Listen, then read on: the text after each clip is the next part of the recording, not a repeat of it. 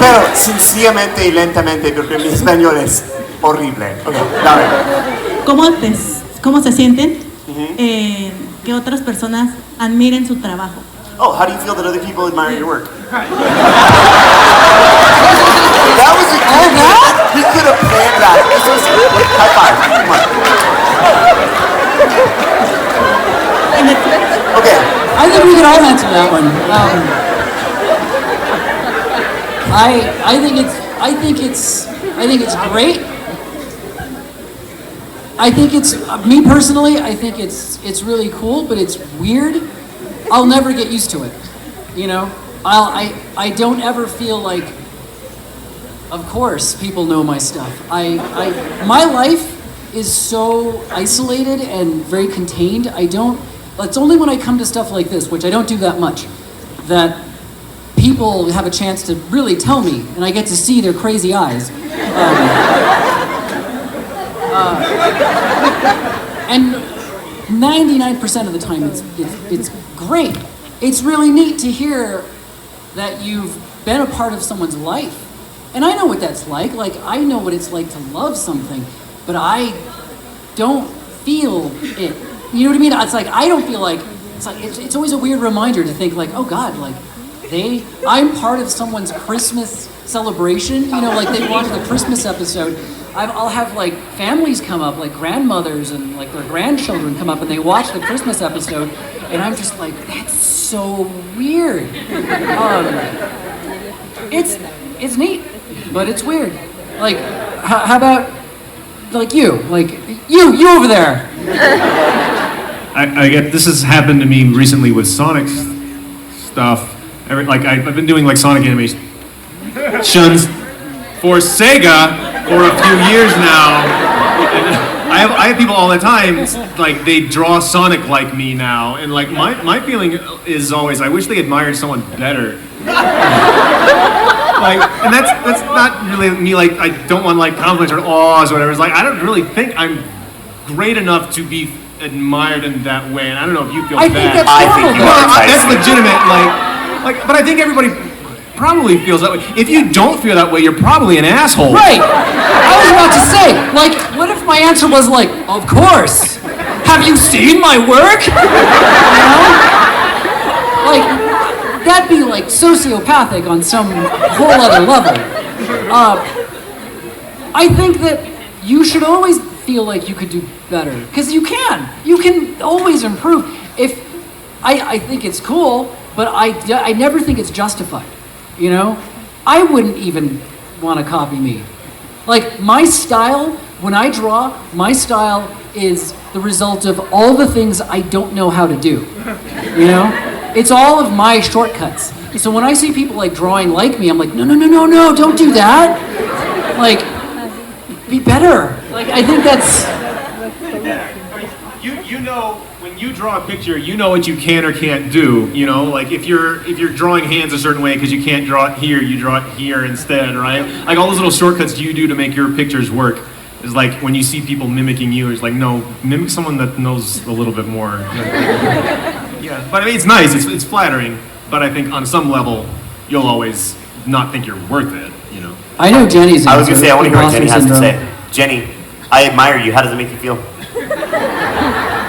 Makes me feel a little sick.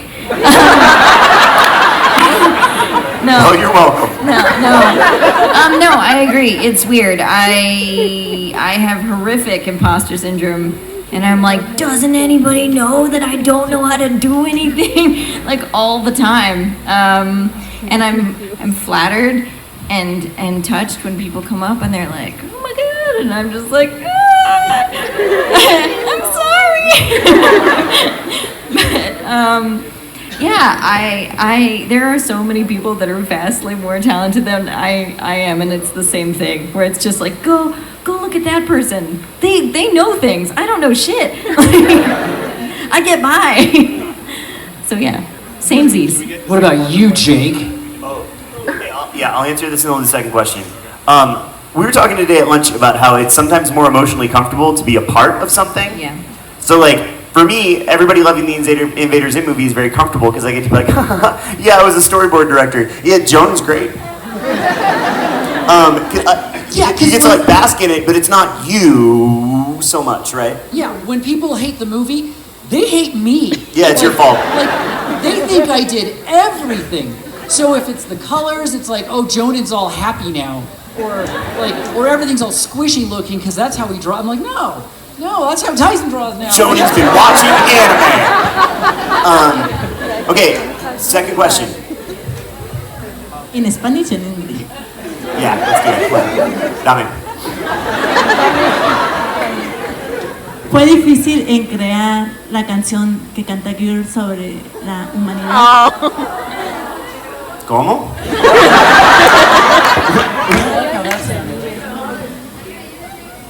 Dije, mi español es horrible, lento y claro. Oh, you got it? You got it? Was it very difficult to create the girls' song about uniting humanity? No. Thank you. I'm sorry for my bad English. No, you're great. No, you're great.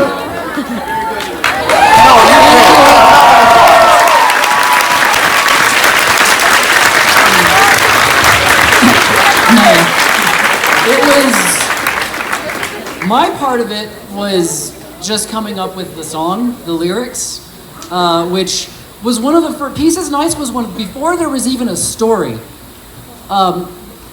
It was way back when I was just thinking of what would be in the movie. I had a couple of just images and a vague idea. The movie was kind of, it popped into my head, just the general idea for the story, and the song popped up. I was taking a shower and I was just singing, "Peace is nice, peace is better than chicken and rice," and I was like screaming it too. And I started laughing, and I knew that was going to be, like Gura was going to be, I was like, I don't know why he's singing it, but that's going to be in the movie. So that was easy. And then Kevin had to come up with an entire, he had to, I tell Kevin, here's what I want. He goes off, he comes back with music, and then who boarded that? That was Samir, Stefan, and me. Yeah, so it was easy for me to think up, but it was a nightmare to put together for everyone. It was real bad. And because you mentioned that song, and again, I'm not trying to call, it's going to be in my head for the next 2 days. Like, it's just never going to leave me. I love hearing Ricky screaming chicken and rice. Yeah. It's just it was the dumbest thing I could think of, and I'm like, that's so dumb, it's got to happen. Yeah. Do we have someone else? Tenemos tiempo solo para una pregunta más. You pick. I don't want that pressure. You got to pick. Yeah, one more question. One question. One last question. You've got to pick. I can't do it. I'm okay to stay here all night. Overalls. Okay, you. Other overalls. We didn't call anyone in the back. We didn't call anyone in the back. Just give it to her. I'm sorry, people in the back, I can't see you.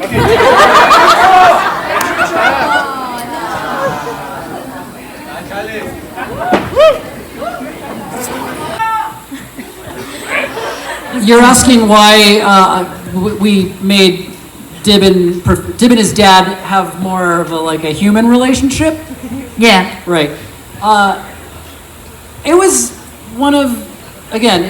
I knew early on that there had to be something a little different and a little bit more human, slightly more human for the movie. And it was like a delicate, walking a fine line between going too far and making it feel insincere and doing it just enough that people understood what we were going for, and hopefully having it feel authentic enough. I mean, that stuff was uncomfortable to try and figure out because it still had to be Zim. It still had to be mean, and it still had to be just weirdness, but it couldn't be that for, all 70 minutes of the movie. I also really like the idea of sincerely looking like we killed a kid's dad, I mean, he's gonna show up. Yeah. Isaac. Well, I don't know, because it's him, I don't know if people knew. And I was just thinking that Rie did such a good job. So the board artists for the sequence where Tim loses his dad. Oh man, you should have been there for the show. I couldn't say anybody's name. Where Dib loses his dad was boarded by Rie Koga. She's a Japanese board artist that was a fan of the show back when she was working in the industry in Japan and came on and freelance for us.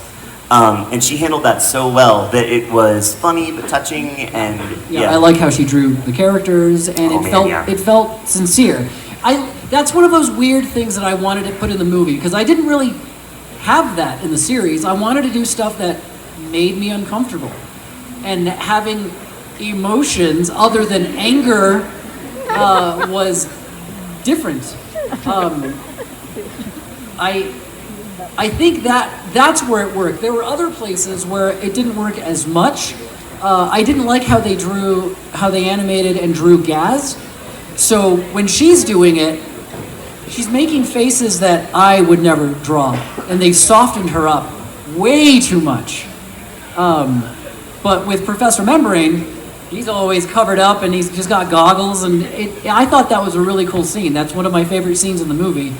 That's why we did it, was just to see if we can do it. Some people hate it, some people love it. I get uncomfortable when people like it too much. Because, the show's not about... You get uncomfortable when anybody's too happy. Yeah, it's not like... Nah. Like an emotional core like that is important to making sure you don't check out halfway through it. Like if the characters don't care about anything, neither will you, and that's something that you can do in 11 minutes, maybe 22, but for a full movie... Not at that length. And I feel like you're mean enough to Dib to earn it. Like, wishing isn't very scientific, son. It's so brutal. And then he forgets, and then his dad goes back to not remembering anything at the end, so we've just robbed him of all that validation. And people hate that. I've seen people get so angry that we just reset it. And I'm like, have you watched the show? Like, characters are dead, and in the next episode, they're back. The tallest are dead.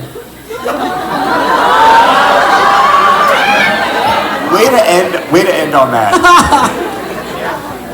¿Le vas a dar el regalo?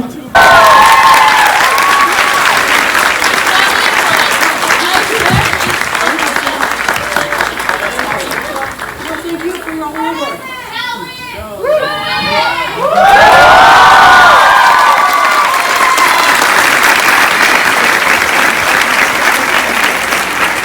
Hey, thanks everybody for being really cool and having good questions and putting up with our nonsense. I'm sorry if I was too mean to any of you.